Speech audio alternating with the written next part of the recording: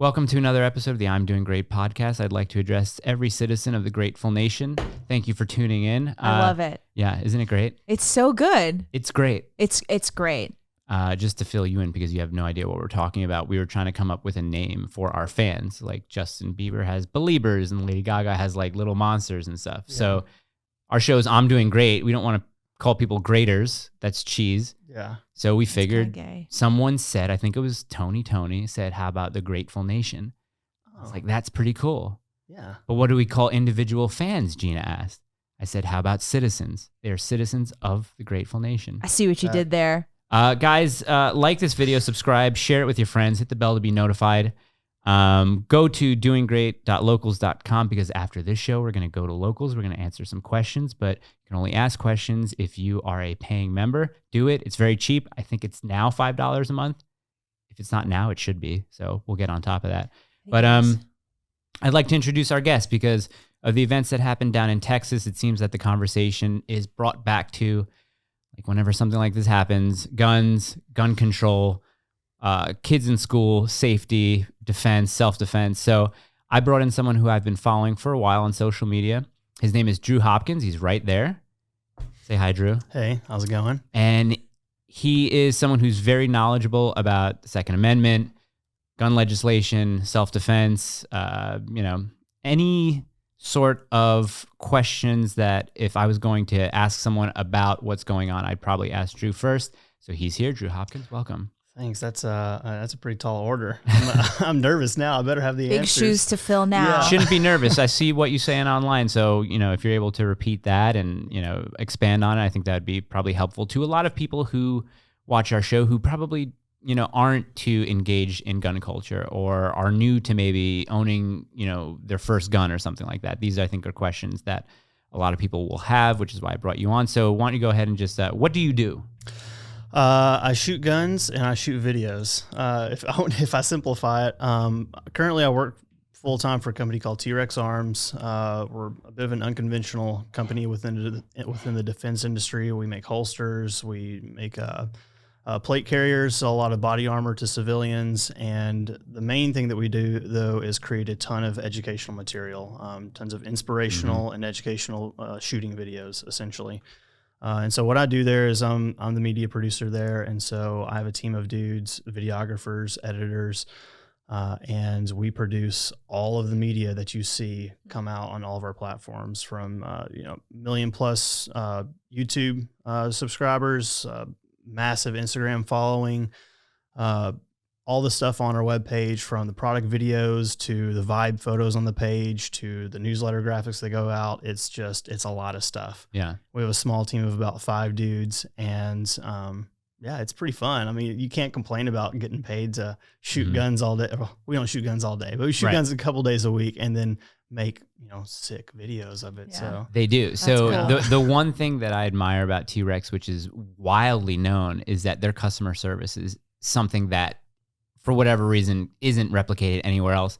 I order something, I get a ship notification the next day, or at least that night. Like, it's kind of insane. And any question that you have, a customer service representative will usually get back to you the same day, if not the next day. So I've had plenty of questions about, will this holster take this light, or will this modified gun work in this holster? Which holster do I need? So just a lot of you guys are really, really good at doing that. I also know that you guys are a bit controversial because there's this sentiment going around now that civilians cannot train to the same potential that people in the military can. So there's this meme going around of, you put a full kit on while you go to the range, or, some outdoor range, you're training in night vision. Like that's not for you. And that's been something that's been going around a lot more recently. And, Drew is someone that I think, as far as guns and media are concerned, I look up to him a lot because he's super knowledgeable about this. And I think you would advocate that everyone should have the opportunity to train to their fullest potential. Yeah, I mean, and it's, in some ways, I feel like it's our duty as citizens or just like humans to be able to protect ourselves. Whenever I was in college, I grew up around guns. It's not, my family's never shied away from them. It's always been cool. Like, watching James Bond movies as a kid and then like going hunting with my dad and stuff. But it wasn't until I was probably like 22, 23. And whenever I turned 21, I got a gun, a concealed carry, all that stuff. When I turned 21 or 22, somewhere around there, I don't remember what happened, but I remember this as being like one of my first like light bulb moments as far as it's concerned, like as far as the Second Amendment is concerned. I can't remember if there was an event or a circumstance that happened, but I came to the realization that expecting someone else to be able to take care of me, especially as it pertains to like protecting my life, is one of the most selfish things that I could ever do. Expecting a police officer or another family member or a neighbor or a friend to have to come to my rescue and potentially lay down their life to preserve mine, it just hit me like this is the ultimate form of selfishness. We can be selfish about like thousands of things, like what we want to do. But the thing that you're most ultimately selfish about is your life, which means that's the thing that's most precious to someone else too. So to ask someone else to lay down their life to preserve yours, it is in its purest, most base form, selfishness. And selfishness is just a characteristic of evil. And seeing that in myself, I was like, okay, I don't just carry a gun just to carry a gun. Like I've got to take this seriously. And I feel like every human, American or not, just around the world, like you have this birthright to protect yourself, and no one else is responsible for that other than you. Yeah. And to expect that, it's ridiculous. Yeah. So I think so. It hit me hard, and I think about that often. So yeah, that's. Gina, I'm going to put you on the spot. I know you were like, I'm going to take a sideline here and listen to everything he has to say, just because I'm pretty sure you're kind of not ignorant, but you know, the gun culture is kind of would be new to you. Yeah. I don't really know. Off the top of your head, did you have any questions? Like, I've always wanted to ask someone who knows about guns about this. I've always wanted to ask about someone who advocates or who lobbies for certain type of legislation to be enacted about. Like, do you have any ideas? Yeah, well, I wanted to definitely talk about the Uvalde. Yeah. Uvalde is how you say it. I want to talk about the guy Salvador Ramos. I mean, because now you have this mainstream narrative about how could a guy like this possibly get his hands on firearms? Somebody who he had some sort of criminal record. He had threatened to shoot up schools before. So, I mean, as somebody who is, I think he had a psychiatric evaluation done to him because of things that he said, but he also did threaten to shoot up schools. Multiple times. He did it on like some messaging apps, multiple times, but I think he was also held for a psychiatric review and then like later released. Yeah. I mean, I know that there are obviously many other factors when it comes to stopping evil people from going into a school and murdering 21 people. But for the sake of this conversation, because a lot of people in my life, they keep asking this question, how could this guy possibly get his hands on firearms, and how could we possibly defend the idea that anybody should have the right to a firearm, regardless of their psychiatric evaluation, regardless of their criminal record? So I'm just curious to hear your thoughts on that. I mean, what would be your answer to that? Because what I'm seeing online right now, even with a lot of conservative people, they're asking questions, people who are supportive of the Second Amendment, they're like, well, isn't there something that we can do to stop guys like this from getting their hands on firearms? Yeah. So you came out of the gate swinging. That is a very hard question. I love it. And the fact of the matter is I don't have an answer for it. I don't have an answer for, and I wish more people would just admit that. We don't have an answer for how to keep guns out of the hands of bad people, because to truly do that is going to require taking guns out of the hands of good people, which I'm not willing to do. Right. And so like there's no way around it. And the cat's kind of already out of the bag in America. I mean, our culture is so vastly different from anywhere else in the world for that matter. I mean, there's 500 million guns in circulation in America. At least, yeah. It outweighs the total that even our military has, I believe. If those are even legal, I always hear like something like 380 million like legal weapons, and you add illegal weapons on top of that. Yeah, well, yeah, whatever an illegal weapon. Yeah, right, yeah. So I don't think there's a solution for keeping, not a true solution for keeping weapons out of the hands of bad guys. At the end of the day, there are ways to make it harder. There are ways to make it more difficult. At the same time, you're going to make it harder and more difficult for just normal people. So I don't think that that's the solution. There will never be a solution to evil. I know that's not something people want to hear, but the quickest fix for stopping bad guys, for lack of a better way to put it, is a good guy shooting them in the face. And the fact that no one was prepared to do that, no one, not even the police, that is a colossal failure. Huge. And I know it's easy for us to sit here and point fingers in hindsight 2020 and armchair quarterback or whatever it is you want to call it. Like that fact is not lost on me. But at the end of the day, we have to acknowledge what didn't work.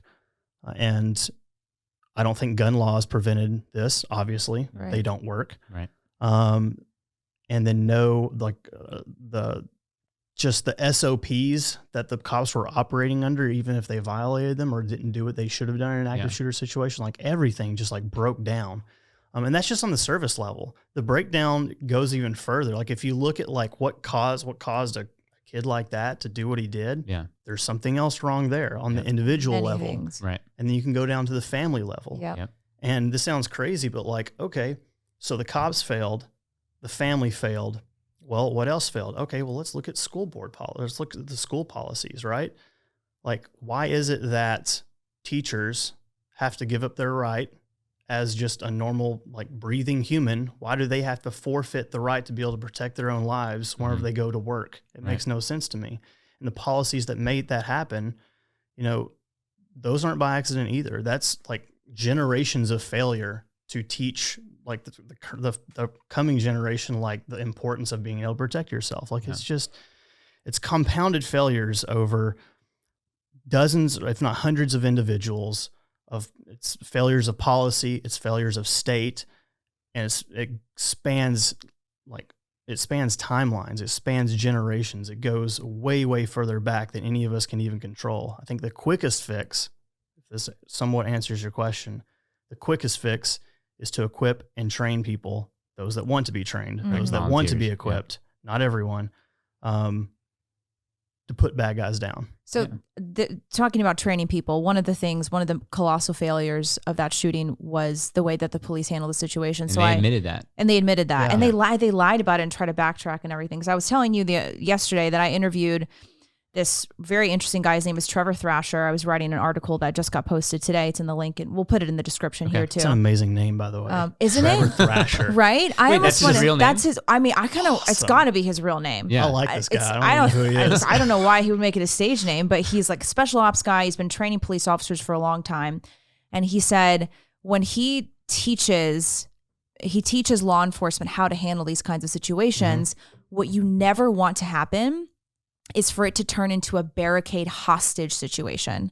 Because he was telling me that in situations like this, when there's an active killer on the loose, one person dies every 15 seconds. And that's like, putting it lightly. It's probably even faster than that. And one of the colossal failures is, number one, the commander turned it into some sort of hostage situation, which just left all of the police officers out there just standing there, treating it as if this guy was holding people hostage when he was just murdering people. Right. And then there's the second layer of it, which Thrasher told me, is that in his experience, police officers are the most poorly trained profession that he's ever worked with. Yeah. And I wanted to hear a little bit about that from you. I mean, obviously one of the reasons he says is because of funding. Who's going to fund this? It's not just like so easy to say, we're going to train cops better. It takes a lot of funding, it takes experts, it takes resources, it takes time.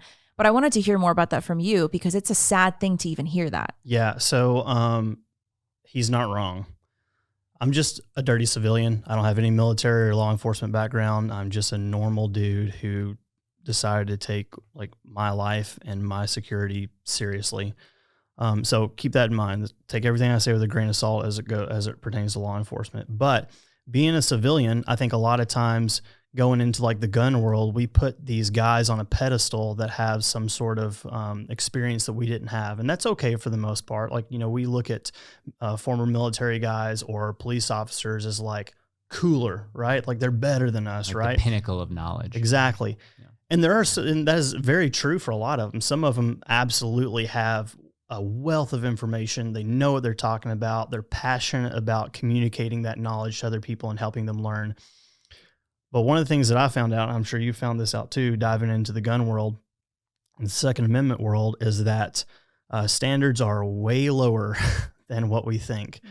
And I'll say this, like some of my closest friends are police officers. That being said, the worst, just as a civilian, whenever I go to like a range or if I've gone to a class, the worst shooters in the class are always cops. Oh my gosh. And it is ridiculous. And I have so many buddies, and if he's listening to this podcast, one of them I know will know that I'm talking about him. But when I first started getting into shooting and like getting good at it and carrying every day and being prepared and like training in plate carriers and stuff like that, I asked one of my buddies who's a cop, I was like, hey man, you should come out with me. Like you can show me some stuff. And we got out to the range and like it became very apparent early on, like he is so far behind where I'm at. It's not even funny. I mean, he would pull up his gun and start to shoot and accidentally drop his magazine out. Yeah. And like have to pick it up off the ground, put it back in. It was just like, I understand like people make mistakes, but like it became very apparent that the standards were very low. And that's also like, that's kind of a problem with standards in general. Whenever you say, hey, this is the standard, these police officers need to qualify with their gun once or maybe twice a year, then they do just enough to hit that standard and they think they're good. And that's actually really bad for them too, because in their head, they've got a false sense of confidence with their weapon, right? Yeah. That's how accidents happen. You think you're better than you actually are, take a bad shot, not a good situation. Or you find yourself in an active shooter situation and you freeze, you don't know what to do. Like it's just, standards can be a good thing as long as they're high standards and as long as there is a path to continued excellence. And that is one thing in a lot of training programs they don't have. It's like once you reach this level, you're good to go. And then no one continues excellence after that. Does that make sense? So yeah, it's a serious problem. They are not very well trained. And part of that is not their fault. I know a lot of guys who are super eager, a lot of cops who are super eager to learn. They don't have the resources available to them, or maybe they're the only guy in their department who actually cares about being excellent. Yeah. And they're surrounded in a sea of mediocrity. It's like there's only so much one guy can excel when you're in a department like that. Yeah. So it's not a good situation. And I do think it's funny though, not to keep on talking, but it's not funny. It's sad. You know, we hire highly trained professionals to protect our dignitaries whenever they go overseas. I mean, we're talking, have you looked up how much like Department of Defense spends on contractors? Like it's how much? I know. Some. I don't know the number because I can't even remember. Is it like think of a high number and then double it, triple it. Yeah. Think of like an insanely high number. Yeah. Like we can probably Google it before we leave here, and it's insane. Yeah. The fact that, I mean, just a fraction of that we could put towards school security and not hire police officers. Let the police officers do their thing in the cities that they work in. Not a resource officer, which in many cases, not every case, but in many cases is just a joke. Like it's just well, there's only so much one school resource officer can do also. He could be the cream of the crop, but there's only so much one guy can do. Especially depending on the size of the school too, Exactly. And so, but like to hire some actual trained professionals. I was talking on a podcast about this 2 or 3 days ago when this first happened. And I was like, you know, the high school that I went to was really small, 400 kids. That's essentially 400 households. If you think about the traditional family, that's like 800 adults, essentially, right? Let's take just 400 households. Let's pretend those 400 households each put $1,000 towards their school security. How much does that equal? $400,000. $400,000. Right. You could easily hire 4 highly trained contractors who have done this for a living. They've protected dignitaries overseas, people who, quite frankly, they don't give a crap about. Right. You think they wouldn't as passionately serve as protectors for our kids? Yeah. Absolutely. 99.8% of their time, 9% of their time would just be spent walking the rounds, kind of. You know what I mean? Exactly. It would be. It's like the perfect fit. Do you know how many guys come back home and like look for purpose and look for jobs? Like, boom, there you go. Yep. Pay them really well. $100,000 a year to provide a security plan for 7 months out of the year for a school. They get the summers off too. They get the summers off too. Yeah. Or they can do training for like teachers over the summer, stuff like that. Yes. And so you have So if you think about that, so that ends up being about one contractor per 100 students. 100 students is about 4 classrooms, depending on how many kids are in a class. I know wherever I taught, I had a class of like 30 sophomore boys, which made me want to rip my hair out. But then I had another class with like 21, just like, mixed. So 20 to 30 kids in a classroom is pretty typical. That's about 4 classrooms per contractor. You tell me they can't figure out a security plan for that? Think about It's every so simple. It's so simple. Think about So simple. And it's cheap. It's cheap. It is. Oh my It is. Think gosh. about every private school that celebrities, politicians, CEOs, executives, they send their kids to schools who, in this day and age, 100% have security, right? What makes them better than you, me, Drew, to be able to protect our kids in schools? Well, first, our kids wouldn't be going to schools anyway. So it's if it's a private school thing, I mean, not even $1,000. If it's 400 kids, like up the tuition. If it's a private school, $100 a month. Also think about how much money is set aside for COVID stuff at schools. How much COVID money there is for schools, and how much of that is not spent. How much of that is just sitting there? Yeah. I mean, so much money just being wasted. I forgot which local news channel it was. Maybe somewhere in Arizona. They were going around to various teachers in the school who carry New Mexico. Black teachers. Yeah. The pastor, I think, was the principal of the school. Yes, exactly. Yeah. I mean, it's not to say that all of them had guns. Every teacher. Yeah, all of them. That's awesome. Yeah, and they pulled them out, and they looked like they What do knew you carry? exactly what they were 45. doing. What do you carry? 45. What do you carry? 45. They're just all out of their like leather holsters. Yeah. What Hey, right. I'm fine with that. Yeah. It's just another thing I was thinking about, which we were kind of texting about, is how maybe 30, 40, maybe a little bit more years ago, kids brought guns to school. Yeah. And kids learned how to use firearms in school. I mean, I'm sure your answer, I'm sorry to ask you, should we do that again? Your answer would probably be yes. I mean, I would even say that we should teach kids how to use firearms, but like what would that look like? That was geographical. Wow. Right? There was a geographic aspect to that. Yeah. Sure. Just what was like culturally acceptable. Right, exactly. I think. Right. Yeah. Like Montana, that's normal. Yeah. Totally. Western Wyoming, Kentucky, where yeah. I grew up, totally normal. Right. Yeah. People high schools had skeet teams. They had, there's Olympic shooting teams. Schools had shooting teams as well. Like a very good friend of mine was on his high school's shooting team. So he's like, I brought shotguns to school every day. Right. So how do we get back to that? I mean, that's obviously, it is a cultural the culture thing. It depends has on where. shifted so much. Well, it's like thinking about how much kids have changed since then. Exactly. Your standard teenager today is radically different than a teenager or whatever. 1975.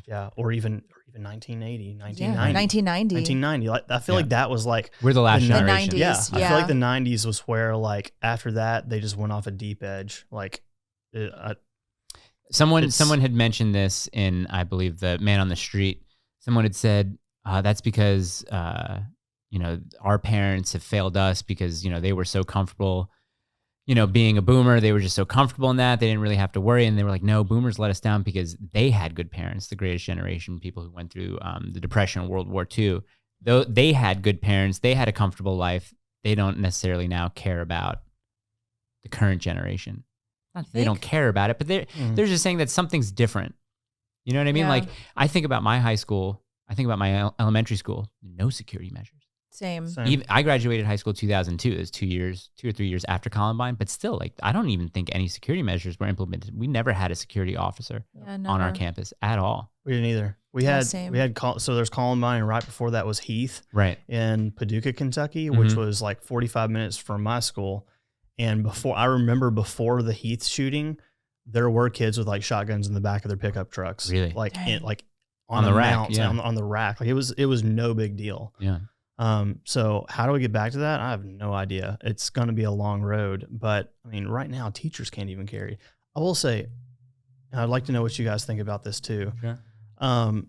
So what do you think about the phrase, we need to arm teachers? I have a quick reaction to that. And my quick reaction is I'm not sure if I'm comfortable with just any teacher having a gun, because, it's a big responsibility to carry a gun, to, say to yourself, I am going to use this when I absolutely have to. And it's not only that, but if, let's just say, you have a gun, but you don't train with it. That's another thing too. I mean, I was at the range the other day and I was just imagining scenarios in my head and just either drawing a certain way or reloading a certain way. But I kind of, and I probably shouldn't have done this, but I put that stress in my mind, and I realized like after that, I kind of had a little adrenaline going, like, which I never really had before. They say, you know, like when my buddy who trains me, he's like, I normally don't do this, but you're in the bedroom and your daughter's in there with you, someone's at the door. So you react a different way. But I don't know. To answer your question, that was a long way of answering your question.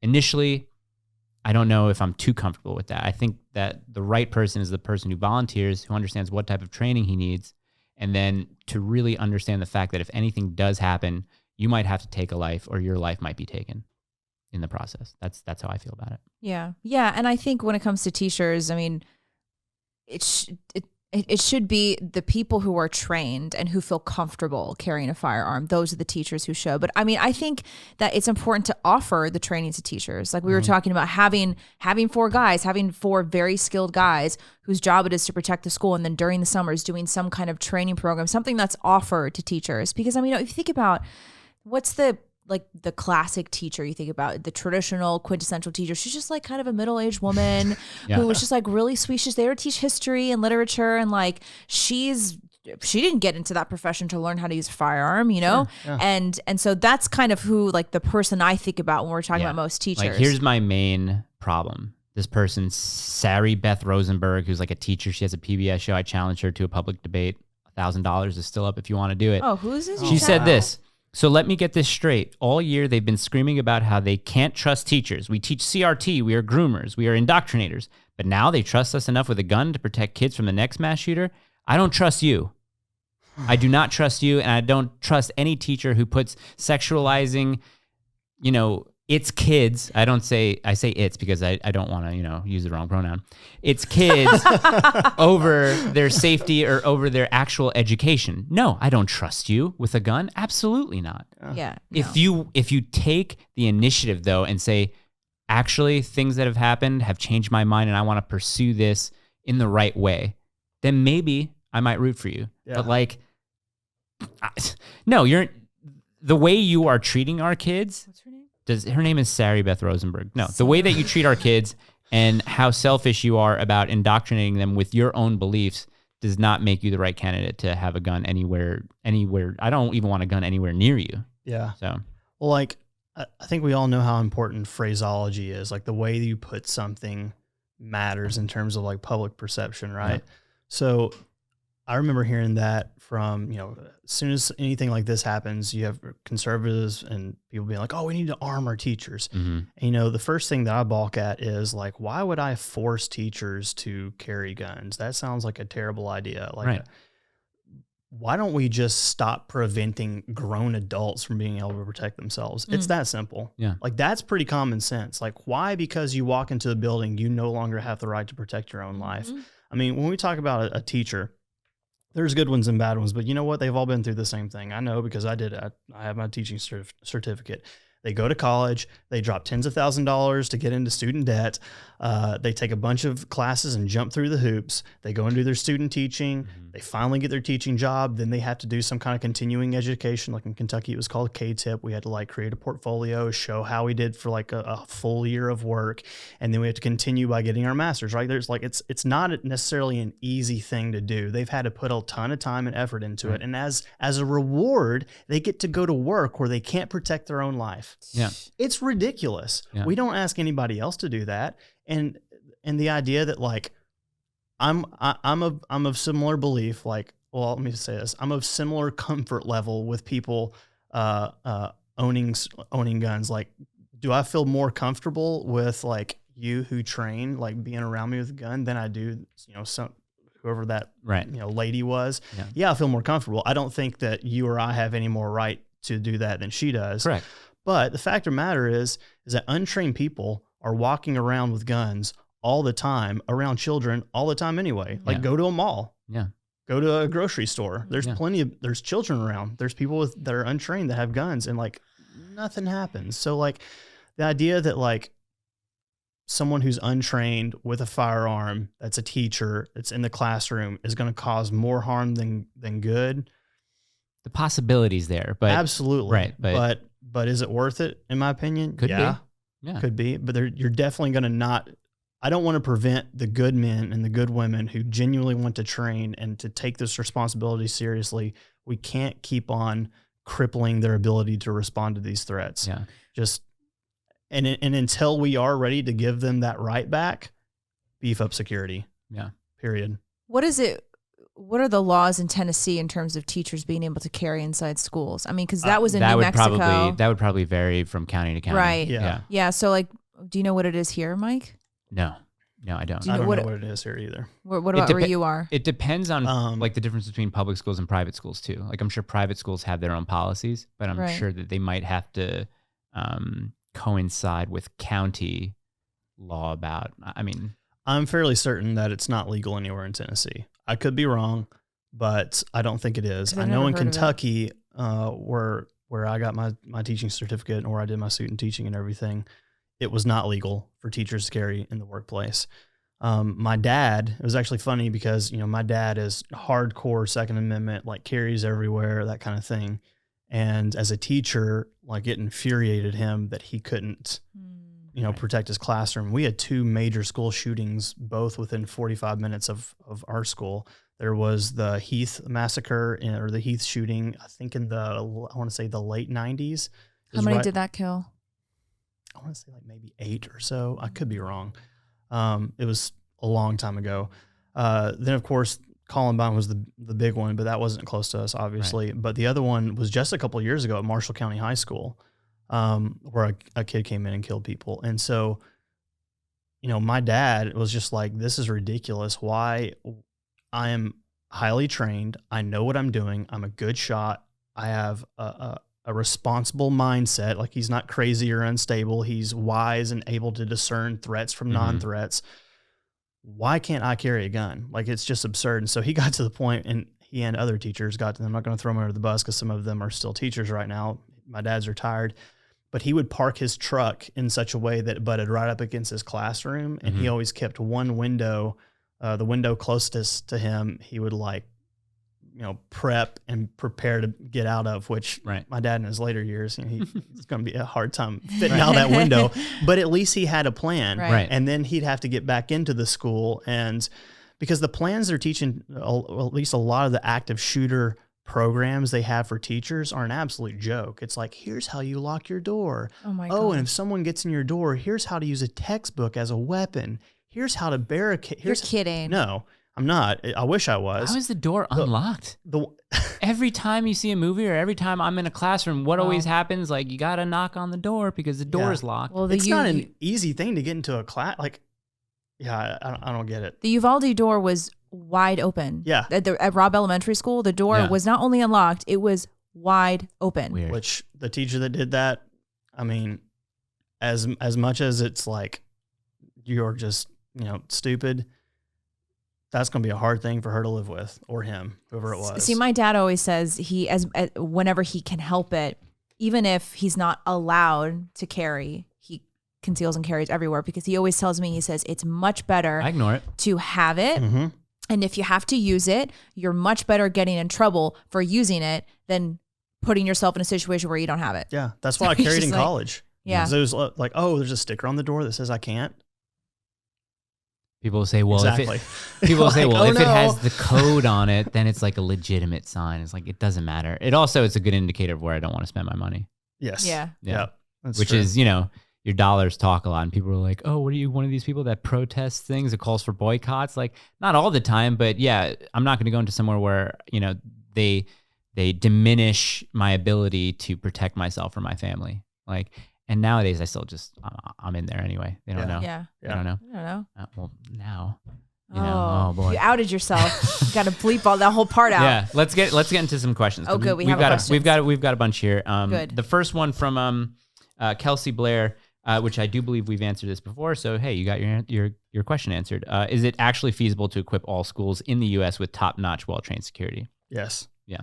Like, it is probably the quickest Band-Aid to this whole thing. Could be. Now, while it is a quick solution, obviously the greater solution is we go deeper and deeper and deeper. Like, what is going wrong? What is going wrong with the mindset of those who sit on school boards or the Department of Education that make it so that make these policies where teachers can't carry, right? That is a deep-seated generational thing that we're going to have to change. Like, it's going to take generations of people leaving the boards, coming onto the boards, leaving, the departments, coming onto the departments. So you're looking at possibly 30 years. Yeah. But that's another reason why it's so important for us to keep on pushing this mindset of preparedness and making sure that like our kids get it. And if we have to be responsible for our own kids first, and then they can like spread it or whatever. Anyways, I don't know how to JD Michelle W. I don't know if this is a question. It just sounds like a statement. Loopholes in current gun legislation, typically in very restrictive gun states. Said, do you want us to talk about loopholes in current gun legislation? Typically in very restrictive gun states. I mean, I guess you're talking. Aren't great at asking questions sometimes. Yeah. If it's one thing, as I think co-president of the nation, I would probably get into demanding better structure of questions. But I think they probably mean like gun show loopholes or something like that. I mean, which is not a thing. No. So that there are some loopholes, but the loopholes that politicians talk about aren't real. Like the gun show loophole is not a real thing. What's the gun show loophole? People talk about the gun show loophole being that you can just go to a gun show and buy a gun off anybody. That's not how it works. Now, you could do that in the parking lot. That's still kind of illegal. Yes. And so, and depending on the state, there like private sales are legal. If I privately own a firearm, I can sell it to another individual so long as that individual is not a felon. That's completely legal. That's not a loophole. It's a legality. The gun show loophole, though, is I think framed in such a way that people are going to these gun shows and they're buying like official, guns from like stores in there, and they don't have to do any background checks or anything like that. Like, no, even when you buy a gun from a gun show, you have to do a background check. Vendor. Like the vendor has to do. Background check. Now, are there loopholes within the background check system? Absolutely. Yeah. But we can't control that. Right. It doesn't catch everybody. It's another. I can't even remember. It's just like another huge bureaucracy. Like imagine people who are in charge of doing these background checks. The amount of people who are applying for guns every day, or who are filling forms out. Like, of course, a bunch are going to slip through the cracks of like someone's not noticing like a psych note on a file or something like that, right? Mm-hmm. Like there's a fail in that system too. What was this lady's name that asked this question? JD. We'll just call JD, whoever it is. So JD, you should Google because I don't remember off the top of my head, but you should Google something along the lines of how many felons get through gun background checks. It's ridiculous. And now, don't get me started on felons being able to own guns, because I'm an extremist. I do think they should be able to. Mm-hmm. That's a whole nother story. I want to talk about that. Okay. Yeah, I think it's interesting. Okay. Yeah. Gina's always intrigued. Yeah. I know I sound like a crazy whenever I say that felons should be able to own guns, but hear me out. So, if someone is a felon, that means they went to prison, right? Mm-hmm. They've got out of prison. Essentially, they've served their time. Why are they still serving their time by having to forfeit their rights as a human being? Constitutional right. And keep in mind, I don't think that the Second Amendment and the right to bear arms is something that comes from our government. I think that as a human being, regardless of whether or not you're American, you have the right to own whatever you want to preserve your own life against an individual or a government, period, flat out, whether you're a bad guy or a good guy. Yeah. Because at the end of the day, like, bad guys can defend themselves too if, in the right situation. Can they do bad things with it? Yes. Not a fan of that. But every human has the right to preserve their own life. And so if they've done their time and if they've got out, I don't care what it was for, you should have all of your rights restored. You should be able to vote. You should be able to own a gun. You should be able to go wherever you want, period. Now, we disagree about the voting, but I can get behind this. Yeah. I can get behind this. Now here's the thing, because this raises a problem with our judicial system. If someone does get out and is a felon, and if they are still truly dangerous and can't be trusted with a gun, then why are we trusting them to be out in society in the first place? The sentence needs to match the crime, and we all know that the justice system fails in our country all the time. Right. Mm-hmm. So yeah, if someone can't be trusted to leave prison and not be a a danger to society, then they should not be out, period. Right. So change the sentencing, That's that's interesting. That's what needs to change. So I mean, that won't happen overnight either. That's a generational thing. I think Tim Pool says something similar where he says that everyone, no matter what, should be able to own a you firearm. have to be consistent. You have to be consistent in your views, the same way I'm consistent about it, being anti-abortion. I'm not pro-life, because that would mean that I would have to be inconsistent and, logically wrong about how I feel about what a life is and, who deserves to live, who deserves to die, all that stuff like that. Oh, that's interesting. Wait, extrapolate on that. So I don't like pro-life. I don't like We the don't term use that pro-life. term here. No, Okay. we're It's propaganda. anti-abortion. Okay. Right. I don't agree that a child rapist should be alive. I believe he should be dead. So for me This to be is called good. pro-life. Don't use the term This pro-life. is good stuff. Okay. Hey, do you want to hear something that a commenter, I forget your name, but this blew my mind, and thank you for this. I'll look back through the comments to find this. You know how pro-abortion people will always bring up, especially if you're a man and you have a daughter, what if it was your daughter that was raped? Yeah, situational ethics. It's like So- their go-to. Yeah. My new response to that, and it's a very hard thing to wrap your head around. It's a very hard thing to come to terms with. My response to that is that I advocate for the death of the rapist, but I also advocate for the life of my grandchild. Because when he says, stop saying child, he says, say your grandchild. And I was like, oh, wow. Because if you said that to someone who answered the question, then that child, that hypothetical that they just want to throw at you to kind of like make you like more emotional, now you're saying, that's my child now. You're asking me about the lives of two of my family members now. Right. Another reason why you should never good. use pro-life is because pro-life inherently acknowledges and recognizes its counterpart, which is pro-choice. The term pro-life came from the propaganda that was pro-choice. I refuse to use the words pro-choice because there is no such thing as being pro the choice to kill somebody. Just like there is no such thing as being pro the choice for a man to rape a woman. Yeah. And so even just using the term pro-life plays into this propaganda paradigm that they've created that says, okay, well, if I'm pro-life, I recognize you're pro-choice. There's no such thing as pro-choice when it comes to abortion because you don't get a choice. Sorry, we live in a civilized society. You don't get the choice to kill somebody. Doesn't matter if it's a baby in your womb or like the guy down the street that upset you. So yeah, citizens of the grateful nation, we don't use pro-life. We use anti-abortion. And we would invite you to use the same. I've just learned something. Yeah. This is awesome. Yeah. I completely agree. Welcome I to the never heard show. it phrased like that. Yeah. Yes. Yeah, it's So like glad I came Well, today. I think Gina was the one who kind of implanted the idea in my head, because I always said, I was like, there's something weird about pro-choice and pro-life. Because, yeah, do child rapists deserve to be walking around? No. Advocate for their execution. Oh, so you're really not pro-life? Yeah, you're right. I guess I'm not. Yeah. You're right. Yeah. You're exactly right. So, yes, anti-abortion. That's And the way you even phrase when it. I talk about people who are in favor of abortion, I don't call them pro-choice. I'm like, you're not pro-choice. You're pro-abortion. Yeah. Yeah. Yeah.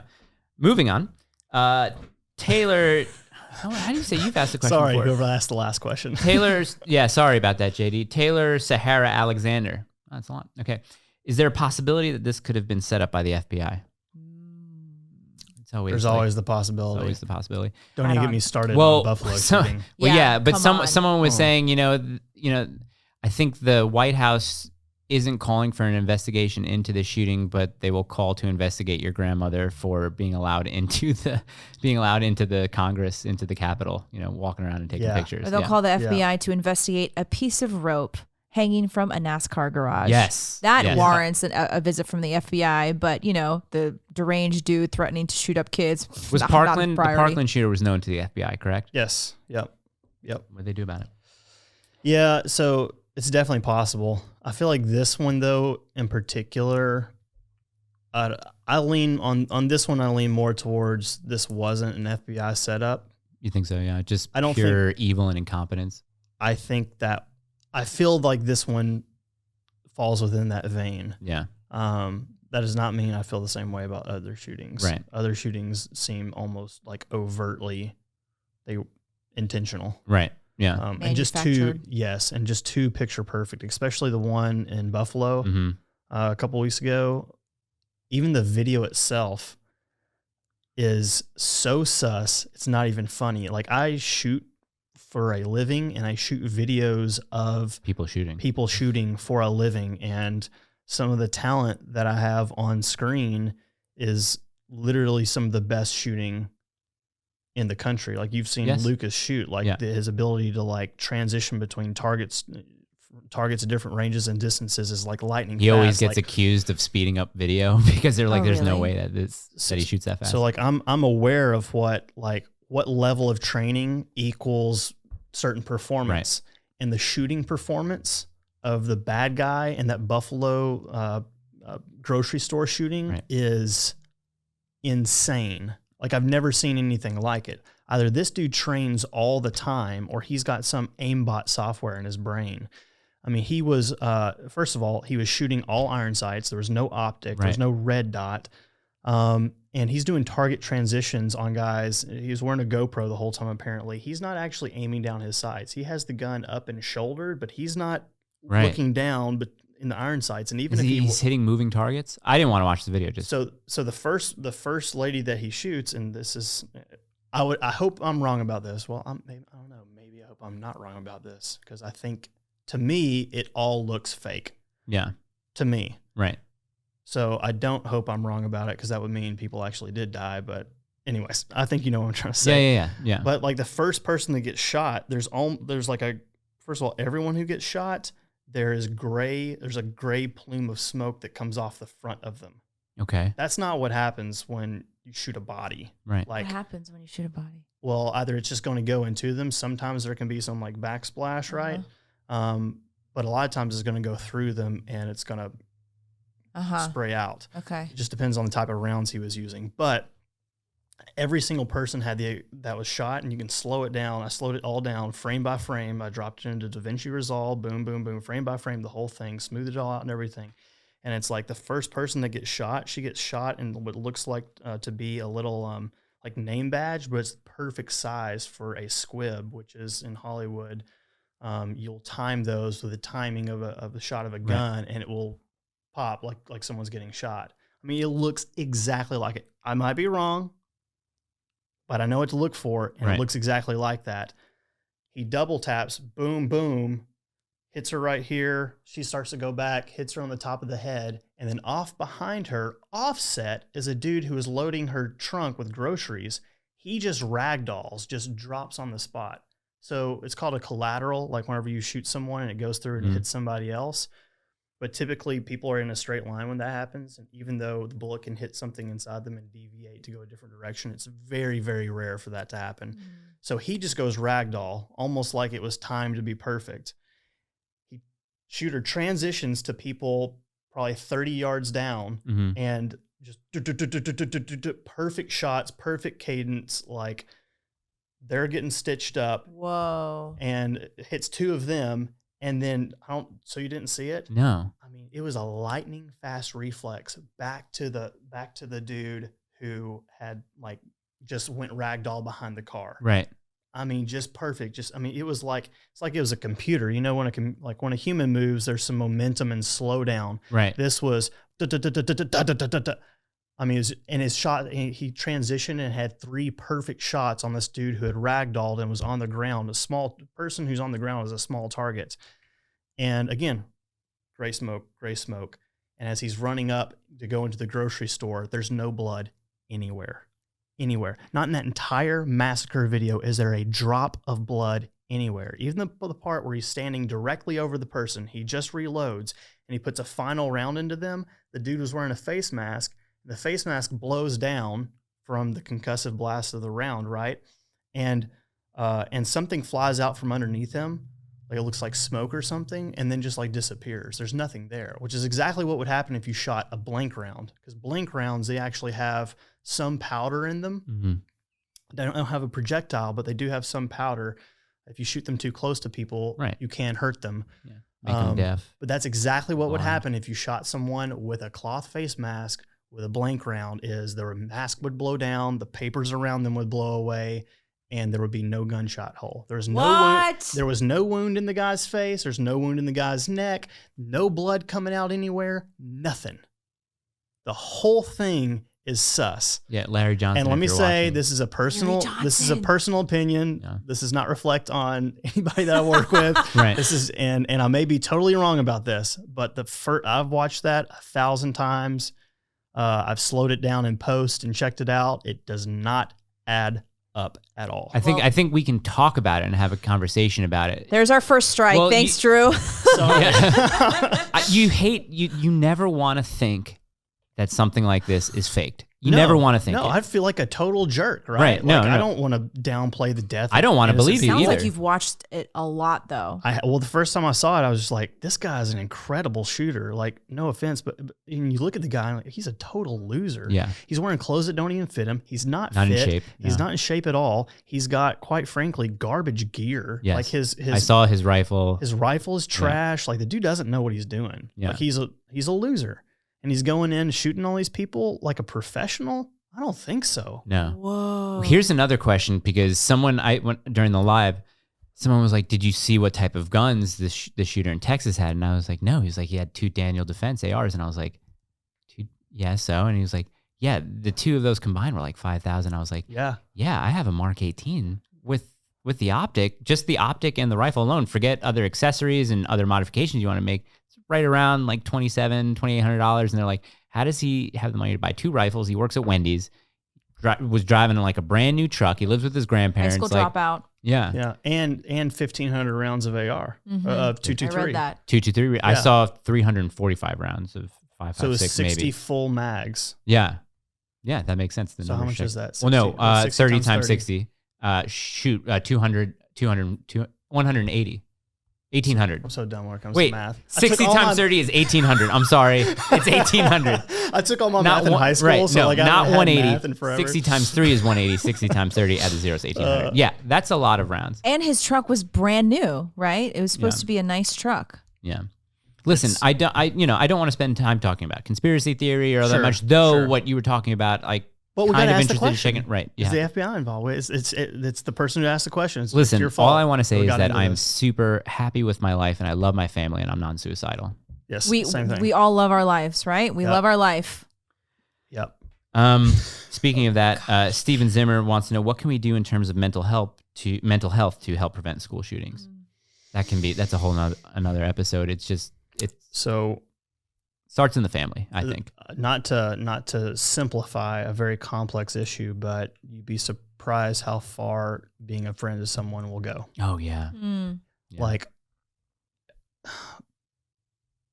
of the people that I've known that have taken their own lives, it always was at like a moment of lack of true friendship. Mm-hmm. Not saying that's universal, but guys like that, like, I'm not saying that having a true friend would solve that problem, but it could certainly mitigate it. Yeah. It could certainly span the gap until he was able to get some like better friends or get out of high school. Cause I mean, we all know once you get out of high school, like life is so much better. Like, you Yes. deal with these stupid people all the time. Right. So I think that's part of it. It's a very simplistic solution. It's not, it won't fix everything, but He was known to be a loner. The more that I read, That's true. There was a lot of accounts of people that knew him in high school. Even his mother's boyfriend said the same thing, that he just did not have many friends at all. And there was one person who was interviewed that befriended him so they could play video games together. yeah. And but that was the only thing they did, really, which is like play video games every now and then. You wouldn't call that a true friend. So he was known to be a loner. And I mean, he was also the product of divorce. I don't know his parents who were actually ever married, but his estranged from his father. His sister refused to speak to their father because he had essentially abandoned the family.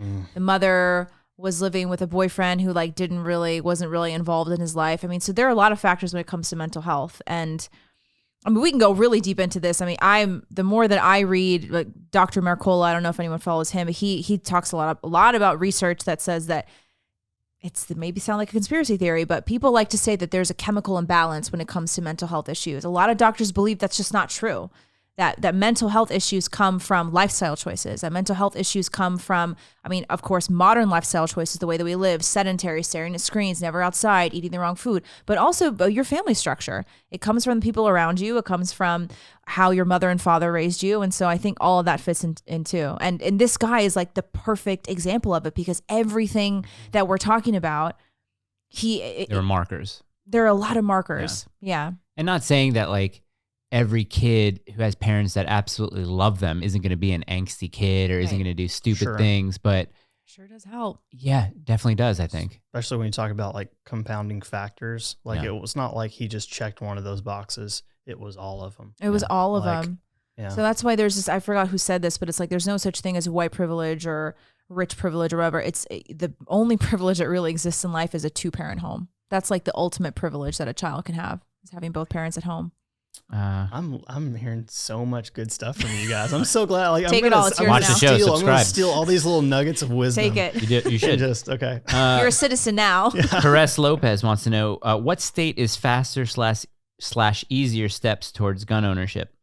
I mean, there are plenty of southern states and sort of Midwestern states that are good, especially the ones that have implemented constitutional carry, where you don't necessarily have to apply for a CCW or So we have the CCWs. What do they have in other states? Like the CCDW. Yeah. But now constitutional carry, you have a Tennessee license. Go out and buy one. You can carry one. Yeah. I stopped forever ago.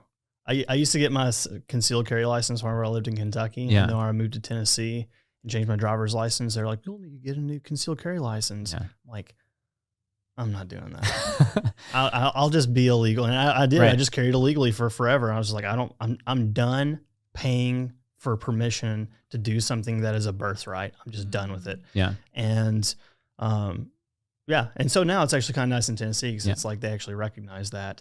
There are reciprocity laws between states. I mean, coming from New York, I only had a long gun there at a Remington 700 because I was like, I want to train to be like a Marine Scout sniper. I'll buy a Remington 700. Hey, that's a solid rifle. Yeah, though. No, it is. So it's okay. And then, to get a handgun there, just to own is almost a year process, but you can never carry it there. You can never carry it. So what's the point? Exactly. So get yourself, first of all, out of those states, because listen, what's great about the United States is that you can live in a state that reflects your values. If you don't like your state's gun laws, you can move to one that has more lax ones. If you don't like, your state's ideas about abortions, you can move to a state that, aligns with your values. That's what's great about this country. Yeah. So do some research, figure, obviously I know that you have jobs and homes and stuff like that. So that's a deterrent for, just pick up and move to where you want. I understand that. But if you really care about, the rights that are handed down to you from God and not from the government, there are states that will cater to that a little bit more than other ones will. So, and maybe your life will be harder by moving, and maybe there's no way you'll ever catch back up to where you are now. But what kind of upbringing do you want to have for your kids? Yes. Like, the rest of your life, you may never you may have an awesome job and you live in California and like, well, I want a better life for my kids. I'm going to sacrifice by moving to middle of nowhere, Tennessee. Yep. I won't get paid as much. I won't have as nice of a life. Probably won't. I'm giving up a career that I may not be able to get back to. Right. Yep. But at what benefit? Yeah. Right. Mm-hmm. What's really important? Exactly. That's why one of the reasons why I wanted to move down here was because I wanted more guns, and B, I didn't want to raise my kid in New York. Though I had a great childhood. Yeah, but back then it was different.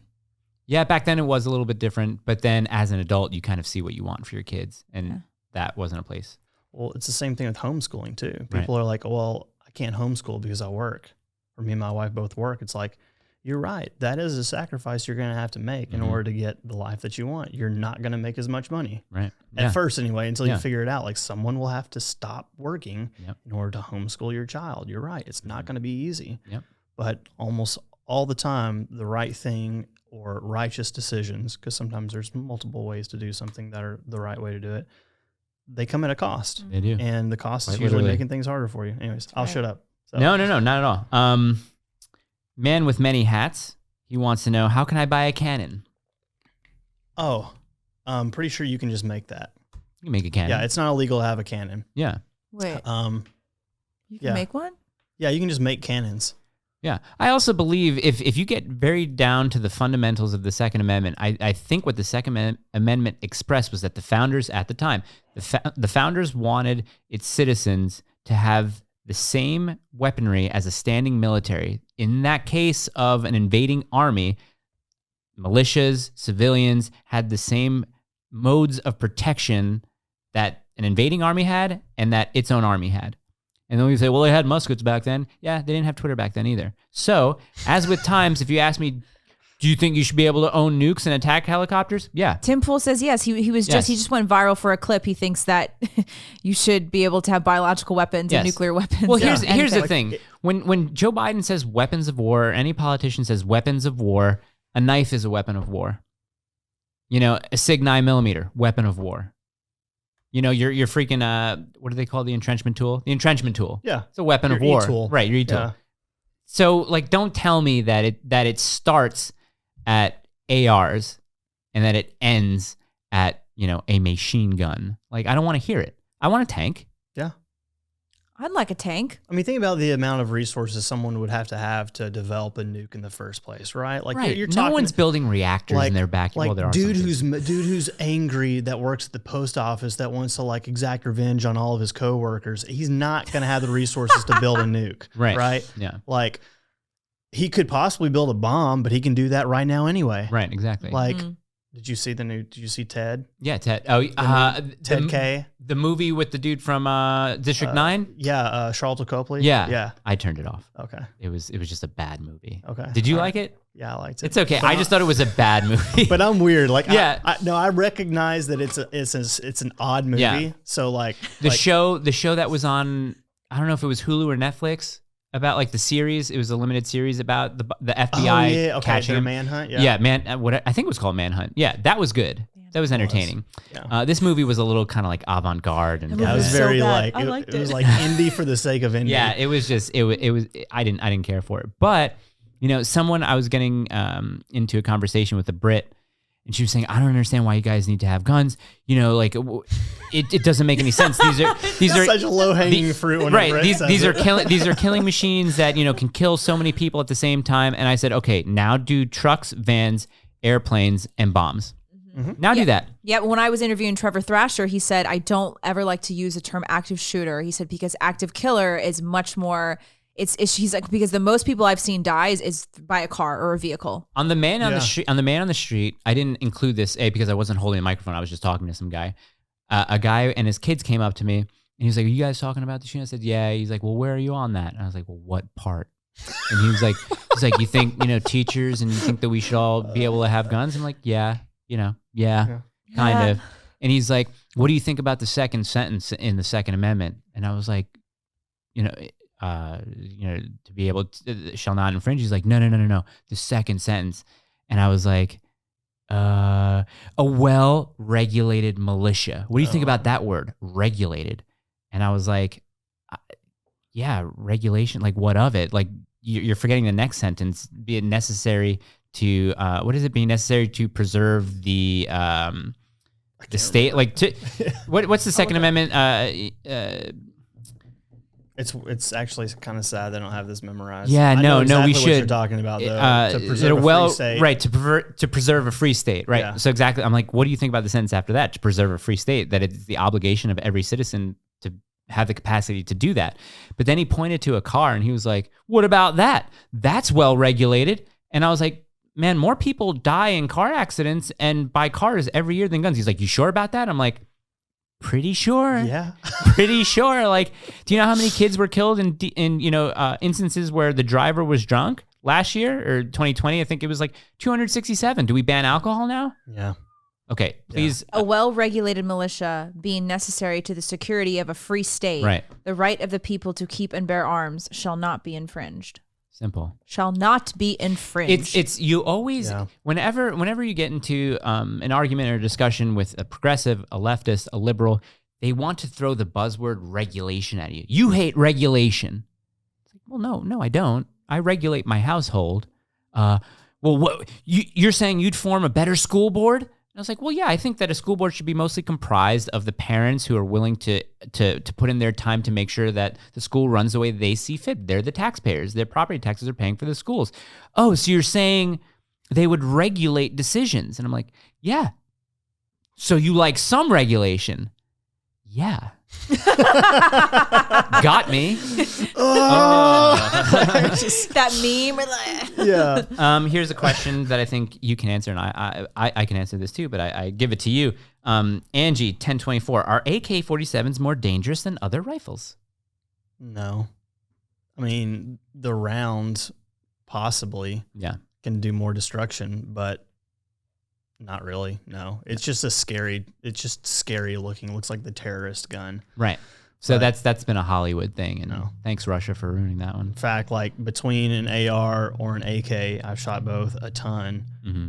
I'll always take an AR. Yeah. I mean, there's multiple things I take over an AK. I'd take even like a pistol caliber carbine over an AK a lot of days, but like, it just depends on what it is. There's some AKs that look cool. Yeah. I like the shorter length barreled AKs, like the what's the Czech? Little dude with the foldable stock that shit. I saw one on a Palmetto State Armory, like had like a bunch of them. I forget what I don't know. See, I like the AK's 7.4s. See, those are too long for me.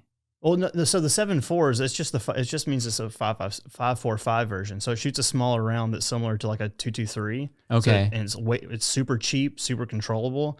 But yeah, you can get them shorter. Oh, really? Yeah. Okay. I'm trying to think of the ones. I'll come back to you about that. I'll look at it. Yeah. I'll send you some pictures. Yeah, definitely. Okay. I think I probably have some. They have a nickname. The ones I'm talking about have a nickname. Isn't she cute? She's My husband just sent that. Precious. She's cute, right? Yeah. Here's a good one from young Heather Simon. We're not going to get to all the questions. Are parents responsible if their minor child takes their gun and commits a mass shooting? Well, are you responsible if they take your car and go run somebody over? Yeah. I don't know. I feel like you're kind of responsible for your kids. Yeah. I don't know. It's a good question. That's a question that, has a lot of nuance to it, I guess, in the way that you would answer it. I think that every parent has the responsibility to ensure the safety of their guns while they're in the house, to make sure that your minor child doesn't have access to them. But at the same time, teach them younger, like get them involved in it. Make sure that they have. Yeah. What age should you start teaching children about firearms and the safety of firearms? Man, my girls aren't old enough yet. Like they just don't even care. Yeah. So I just keep them out of sight, out of reach. I have one that turns 3 in July and one that's 4.5. Oh. Yeah. So they're precious. Young. I would think objectively like around like the 4th or 5th grade, kind of like, because they're 10 at that point, but even that might be dependent on the kid too. I've always heard like it's when they show interest or when it becomes obvious to them that you carry. Right. So like right now, like whenever I come home and if I take off my holster for a minute, like they'll see it, but they still don't care about it. Right. Right. When they get to the age where they're like, what's that? They notice it. Then that's when you should at least teach them, hey, here's how you use this safely. Don't ever touch it unless I'm around, period, that kind of thing. Or if you'd like to, we can go and shoot it and I can show you how to use it, or I can get you a version of your own, like water guns or whatever. But yeah, just like as it's necessary and as they show interest is always what I've been told. Yeah. So. There's a guy that I follow. Do you follow Slade from? I know who you're talking about. Yeah, he'll post every now and then. He teaches his kids about guns and safety, and they're always out on the range shooting. And it's that's something that you'd be like, oh, okay, I get that now. Mm-hmm. Cool. Yeah. Gonna be of legal age to own a firearm. So, what would you recommend for a first? Justin Gachaba wants to know. Is he gonna be? Are you gonna be 18 or 21? 18 or 21. I would assume it would be 18. So at that stage, it's shotgun or rifle. Yeah. Well, if you're in line for a rifle, an AR, and the quickest entry, like I would say, like the easiest entry level AR to get that's affordable would probably be like a Smith & Wesson M&P 15. Mm-hmm. Like you're talking $700. You got a solid starter rifle. It's what I started with. $800.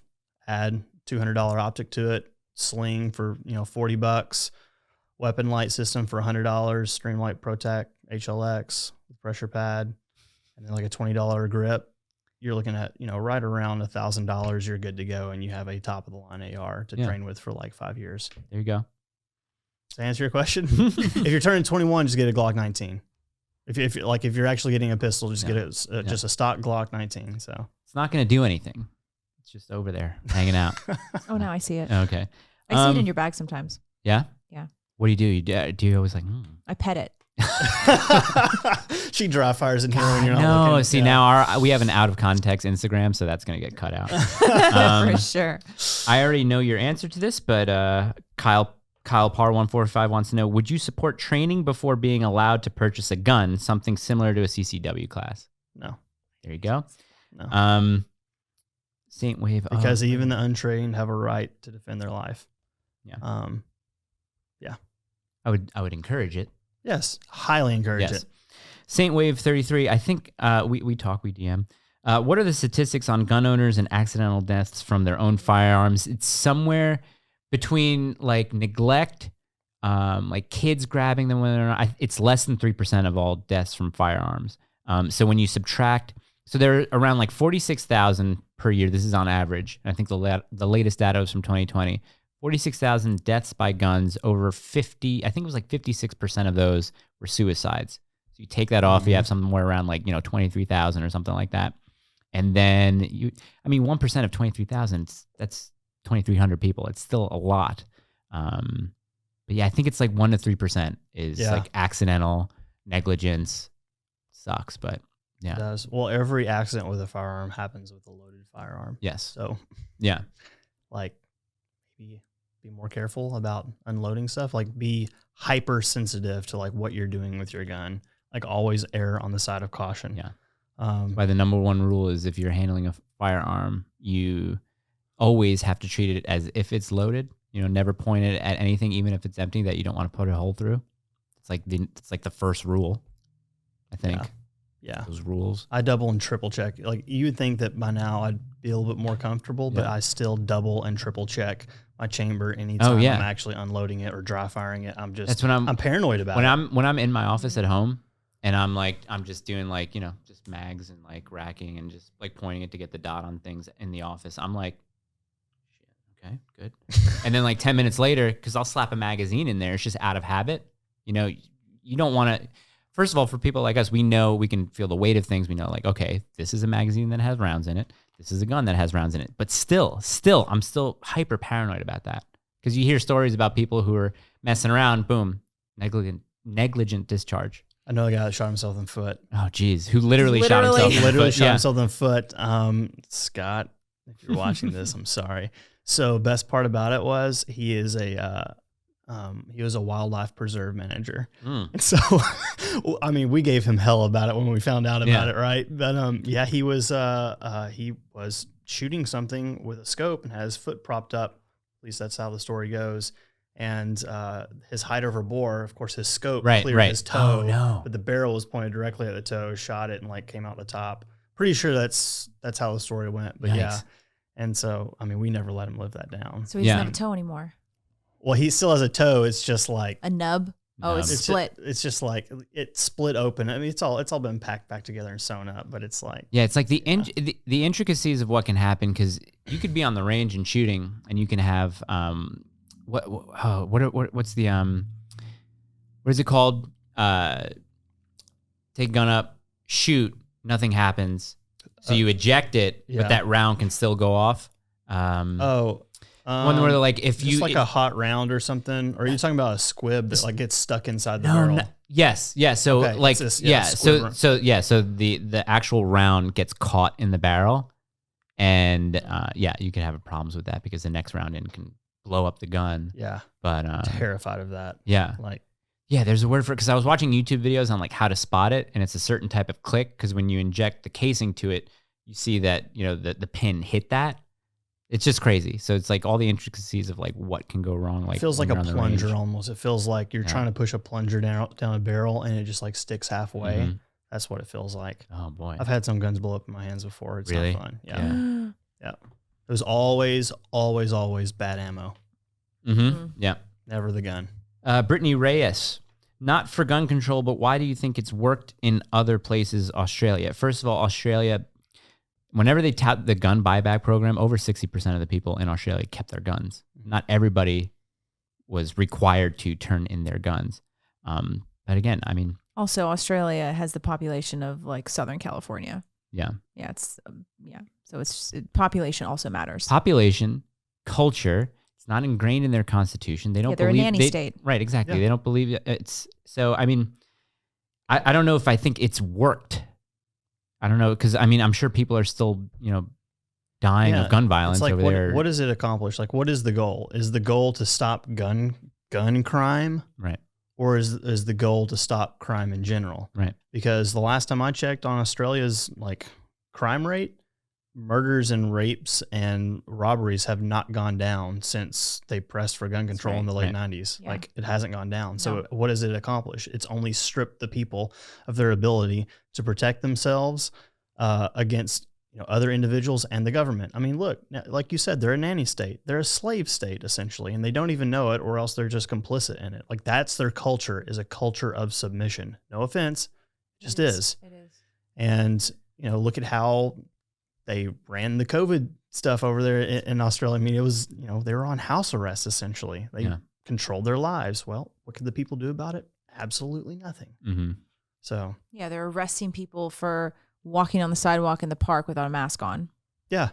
I've always entertained the idea of, what do you do if there is a confiscation? What do you do if they're actually going to come and grab guns? I've always entertained the idea of, like, could I say no and actually do it? Because you had things during Katrina. You had, was it ATF or was it just local law enforcement going to people's houses, taking guns away? Really? Mm-hmm. Yeah. What? Why? Mm-hmm. I think they wanted to, like, curb looting. I think maybe control the situation. No Right. way. Yeah. Which just exacerbated the problem. Yeah. But I mean, here's the thing. Look at the whole Bundy Ranch situation. You were at the Bundy Ranch, like This is the whole, awesome. not This the is whole, awesome. but the federal government. I think it was like a land encroachment situation where the Bundy family owned land. I think the government wanted to build on it, or they wanted to take some portion of it, or they wanted to maybe expand their own land, and it encroached on his land. I don't know if that's like the gist of it. That's the gist of it. But he said no. So federal authorities were sent to the Bundy Ranch, FBI, ATF, probably, maybe. But then the people in the community were like, no. They came armed, and they had a face-off for, I think, like months. Yeah. I want to say months, right? Yep. So he hasn't, and they not only had a face-off for months, but eventually the federal government left the land, but have basically been surrounding the land for years. It's been him and his sons and his family stayed on their property for something like 15 years without leaving. Whoa. They're like fully self-sufficient, and the community also banded around them and like supported them, to where local and federal law enforcement couldn't do anything about it. And local law enforcement is actually going on record with saying, like, yeah, we could have like gone in there, but it wasn't worth it. We essentially knew we'd all die. Wow, that's really interesting. And so that Fascinated by is a case study in what it looks like to truly like commit to noncompliance. yeah. Which people need to know, like, hey, if what would you actually do? Like, are you capable and are you set up to actually refuse? Right. And if you're not, then yeah, at some point you're going to bend the knee, or else you're going to die. And I also think about the other person on the other side of that. I always think about, like, God, like, I know cops, but I'm saying, like, I don't know, man. I've friends in the military, like former and then active duty. I'm like, would these guys, would they really obey orders to take the ability of people to defend themselves away from them? And if the people resisted, would they then, lethally enforce that? I don't know. Well, the more and more good men and women get pushed out of law enforcement and pushed out of the military, the more and more both those entities become full of yes men that don't question orders, that do whatever they're told. Mm-hmm. So the answer to that question is, yeah, they'll kill you. Yeah, they'll shoot you. Yeah. They murdered people at Ruby Ridge. They murdered people at Waco. Like, that's what the government does. And they need yes men to do it. Oh gosh, you got me. Isaac Truesdale 11 wants to know, what is an assault weapon? No one seems to be able to tell me, even though they bring them up. It's a made up term. It's a made up term by politicians. Yeah. Propaganda. Oh my gosh, Josh, 47. He's a frequent show. questionnaire of the show. Citizen. He's an upstanding citizen. He has 2 questions. Nice. One of them is probably easily answered, but probably both of them you can answer pretty easy. What's your favorite thing working for T-Rex Arms? What's your favorite thing about working? The dudes I work with? Chad, Charles, Christian, Lowry, and we've got a couple new guys too. Just we have a tremendous amount of camaraderie and the ability to throw all of our creative ideas into the mix, create a plan for it, execute it, bring it from an idea to actual delivery and publication, and then see the effect that it has on people and how it helps people and helps them grow and helps them understand new concepts or shoot better. It's working with those guys is amazing. I know a lot of this may not be true, but internally I feel like I have the best team in the world. I feel like we're doing things in the defense industry right now in terms of media that is setting the standard for everybody else. We're certainly the fastest growing and the biggest in that space. Yeah. But I just love working with those dudes. It's just about the other people. Yeah. He also wants to know, do you recommend 1R1 drills? Why or why not? 1R1 drill is you shoot, you reload, you shoot one more. That's it. Oh. I guess it would be a drill to kind of get you quick. A lot of people don't think they're necessary. It's a really fun drill because you feel like it's just... You feel like you're John Wick. You feel just like you're a cool. superhero. You can do it really fast. You feel like mechanical and robotic, just boom, snap, and you got the ASMR sounds of it. It all just sounds and feels good. It's not a bad drill. It just doesn't do everything, and it can create training scars. So the one thing it's good at is teaching the reload mechanic, right? When you have that empty rounds or you have that empty chamber and reloading from it. So that's what it's good for. What it's bad for is that if you get so used to that, then you're not practicing good recoil management. So every time you take a shot, when you're doing 1R1s, you know that there's not going to be another round. So you can kind of anticipate. It kind of tricks you into I don't need to have a good grip on this firearm. I can just squeeze the trigger and then put a fresh mag in. Whereas something more like a 2R2, 2 shots, then reload, then 2 shots, you're having to execute proper fundamentals. So good thing to do, especially if you have friends that you trust, is you let them load your magazines and put dummy rounds anywhere they want. Yeah. Those are fun. 1R1s aren't terrible. Just know what you're getting into. Do some 2R2s. Okay, a couple more questions, and then we'll do our locals questions. So head on over to doinggreat.locals.com to check those out. Let's see. I think it was... Oh, Niston. Here, we have a question from Niston. He hasn't asked a question in a while. Do Christian schools have additional options for safety, or do they have the same restrictions and have to follow the same rules as public schools? Like private Christian schools? I'm assuming that's what, Yeah, private schools. I would just assume private schools don't necessarily have to adhere to every standard that a state school has to, because they're not funded by the state. They should just be able to do whatever they want. I think so. Yeah. That answers that one. Yeah. Okay.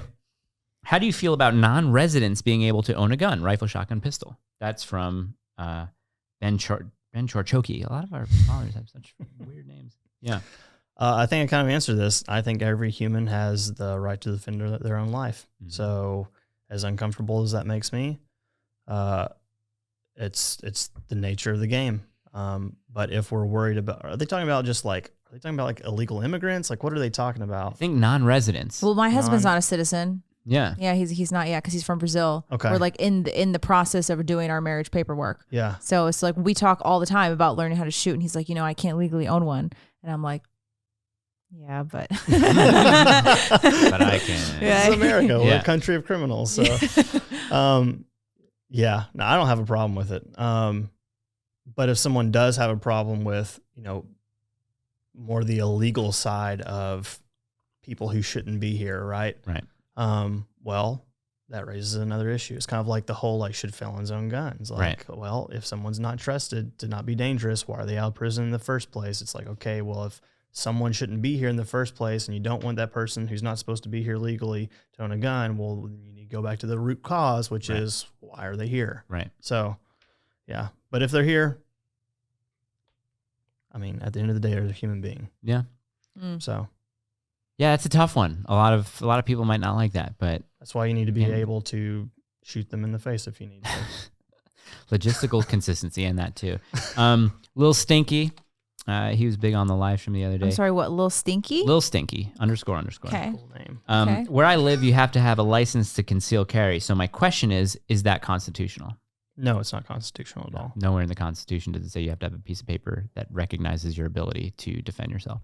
I get asked this all the time, especially by like college students. Like, hey, I know you carried in college and it was illegal and blah blah. How did you do it? Just remember, like, while I advocate that you be able to protect your own life and the lives of those around you, and if that means you have to ignore law, that's what it means you have to do. But you don't have to be stupid about it. Like, you can be smart about it. You can be wise. You can be cunning. You can be secretive. Like, do whatever you have to do in order to like be above reproach, so no one has any idea. But you're still more than capable as a person. So just be smart about it. Don't brazenly break the law, because you're just putting yourself in a bad situation. Then, like, don't be dumb. Be wise. Be smart about it. Be cunning. Yeah. Okay.